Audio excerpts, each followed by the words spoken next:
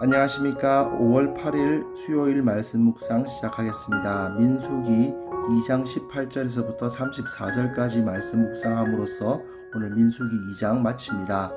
민수기 2장의 제목은 제가 다 똑같이 붙였죠. 언약을 따라 조직된 군대.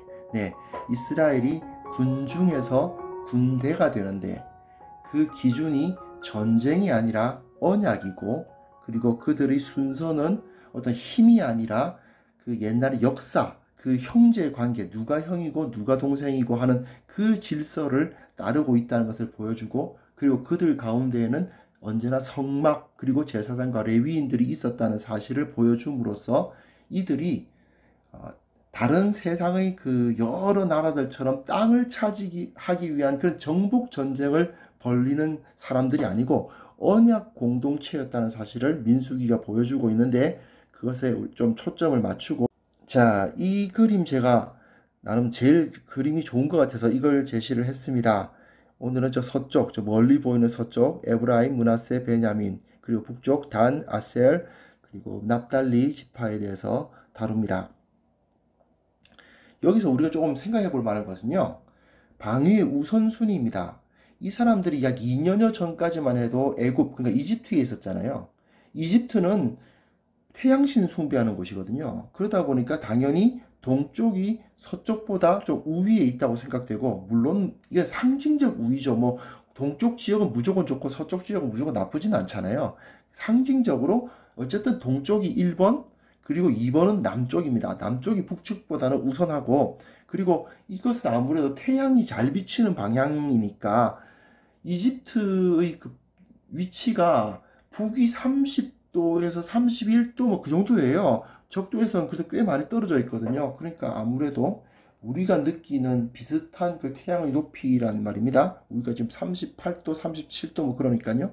여튼 그런 비슷한 위치에서 지금 태양이 움직이니까 아무래도 동쪽이 서쪽보다는 좀 우위에 있죠. 그리고 남쪽이 북쪽보다는 우위에 있어서 동, 남, 서, 북은 1, 2, 3, 4하고도 비슷한 느낌입니다. 아무래도 가장 선호되는 방향과 가장 선호되지 않는 방향의 그 순서로 좀 이어져 있습니다. 그러나 이 순서에 대해서 지파들이 뭐 불만을 말했다는 기록은 없어요. 왜냐하면 이게 절대적인 막 동쪽에 가면 먹을 것도 많고 뭐 물도 많고 그런 건 아니잖아요. 그런 건 아니라 다만 누가 1번이냐 이런 개념인데, 이럴 때 이 사람들은 하나님과의 언약을 맺은 그 조상들의 역사를 따르고, 그리고 하나님의 말씀의 근거에서 배치되고 있기 때문에 이것에 대해서 뭐 누가 크고 누가 뭐 1번이고 뭐 이런 논의는 없다는 것을 조금 우리가 관심을 가질 필요는 있을 것 같습니다. 18절부터 한번 읽어봅니다. 서쪽에는 에브라임 군대의 진영의 군기가 있을 것이라. 에브라임 자손의 지휘관은 암미후스의 아들 엘리사마요. 그의 군대로 계수된 자가 4만 500명이며 그 곁에는 므낫세 지파가 있을 것이라. 므낫세 자손의 지휘관은 브다술의 아들 가말리엘이요. 그의 군대로 계수된 자가 3만 2200명이며 또 베냐민 지파라. 베냐민 자손의 지휘관은 기드오니의 아들 아비단이요. 그의 군대로 계수된 자가 3만 5400명이니 에브라임 진영에 속하여 계수된 군인의 총계는 10만 8100명이라. 그들은 제3대로 행진할지니라. 이렇게 되어 있습니다. 이제 서쪽, 그러니까 서쪽 지파는 이제 라헬의 아들 요셉과 베냐민인데, 요셉이 장자로 인정을 받으면서 그 두 아들 두 몫을 받죠. 그래서 두 아들이 다 각각 지파가 됩니다. 에브라임 지파, 므낫세 지파. 그래서 세 지파가 서쪽을 차지하게 됩니다.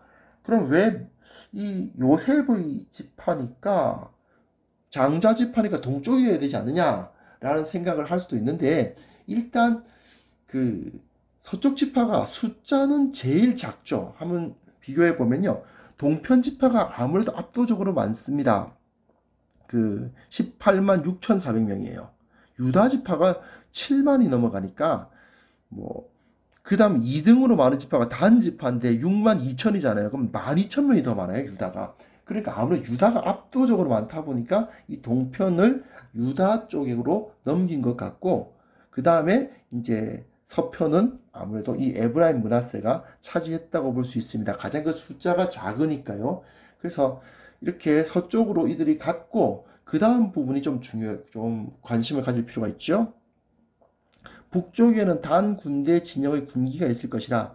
단 자손의 지휘관은 암미사대의 아들 아히에셀이요 그의 군대로 계수된 자가 62,700명이며 그 곁에 진칠자는 아셀 지파라. 아셀 자손의 지휘관은 오그란의 아들 바기엘이요 그의 군대로 계수된 자가 41,500명이며 또 납달리 지파라. 납달리 자손의 지휘관은 에난의 아들 아히라요 그의 군대로 계수된 자가 53,400명이니 단의 진영에 속하여 계수함을 받은 군인의 총계는 157,600명이라. 그들은 길을 따라 후대로 행진할지니라 하시니라. 네, 이들이 제일 뒤를 맨 마지막 뒷부분을 따르게 되죠. 그 이유는 뭐 비교적 간단하겠죠. 이 사람들은 이제 그 레아와 라헬의 아들들이 아니라 그 시녀들의 아들이잖아요.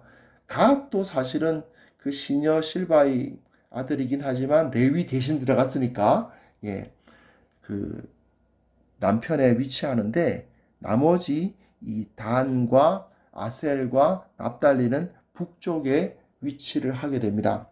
그런데 여기에서도 세속적인 세상적인 기준이 이제 적용되지 않는다는 것을 보여줄 수 있어요. 왜냐하면 북쪽 지파가 숫자로만 따지면 두 번째로 많아요. 15만 7천이거든요. 물론 이제 동쪽 지파하고 많이 차이가 납니다. 이제 거의 뭐 3,100명 가까이 차이 나잖아요.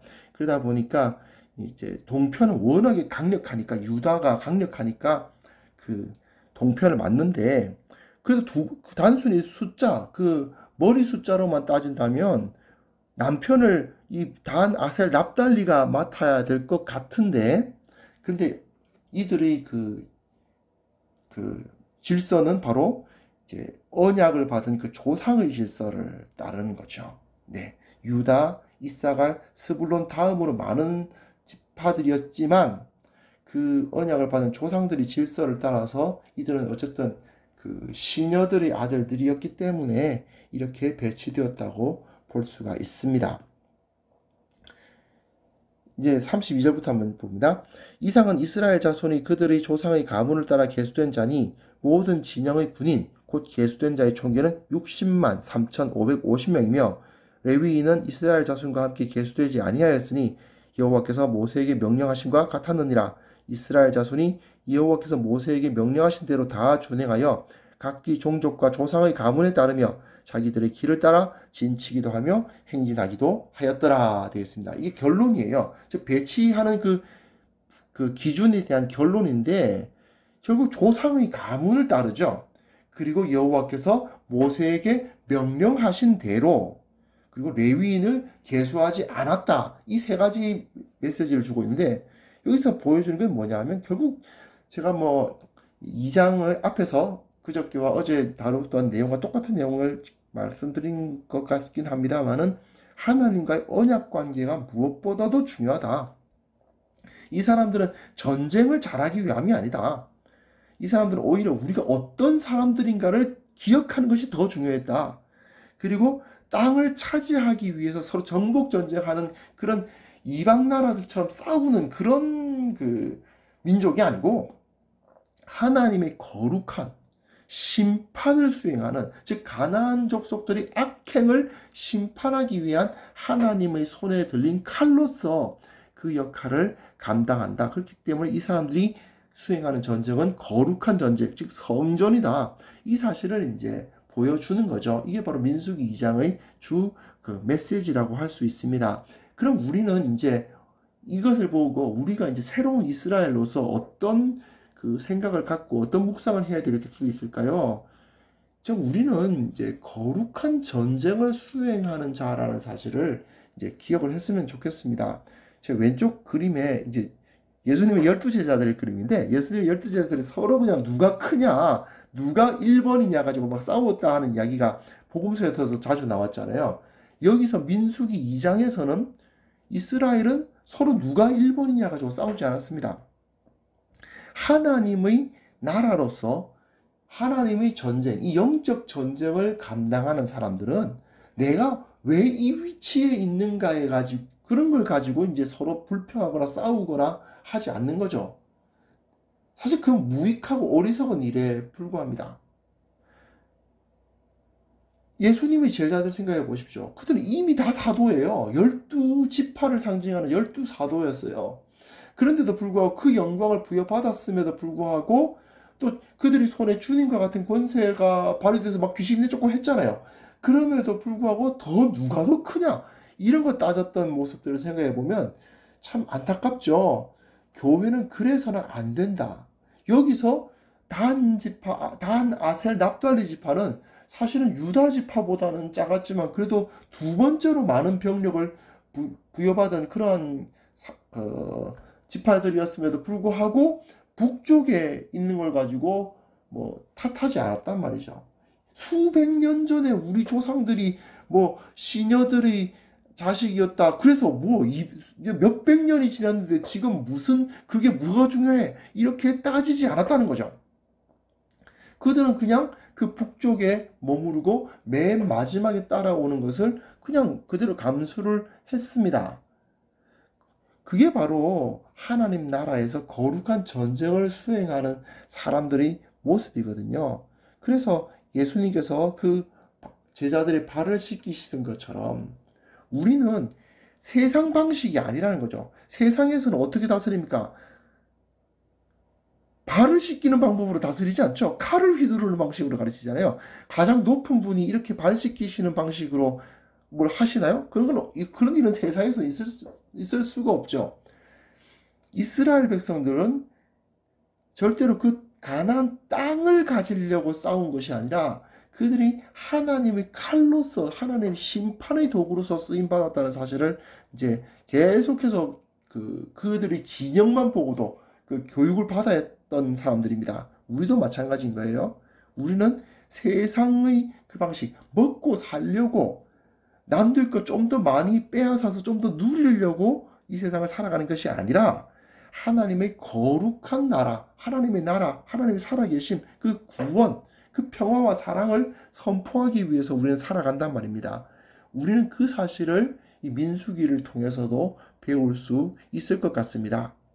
이 세상 가운데 흩어진 하나님의 백성, 하나님의 나라인 우리 교회가 정말 거룩한 전쟁을 수행하고 있다는 사실을 기억하면서 그 가운데서 뭐 누가 더 크냐 이런 거 따지는 그런 어리석은 모습들 좀 벗어나고 그리고 세상 방식으로 싸우는 것이 아니라 오히려 예수님처럼 낮아지고 예수님처럼 섬기는 방식으로 세상을 하나님의 나라로 바꿔나가는 귀한 성도들 되셨으면 좋겠습니다. 하나님 아버지, 민수기를 통해서 우리가 어떤 정체성을 가져야 하는지를 배울 수 있었습니다. 주님, 우리가 이 세상 가운데 하나님의 나라를 선포하는 자답게 담대하게 세상 가운데 살아갈 수 있도록 도와주시고 이 교회가 온전히 하나 되고 형제가 되고 정말 가족이 되는 그런 역사들이 일어날 수 있도록 도와주옵소서. 예수님의 이름으로 기도합니다. 아멘.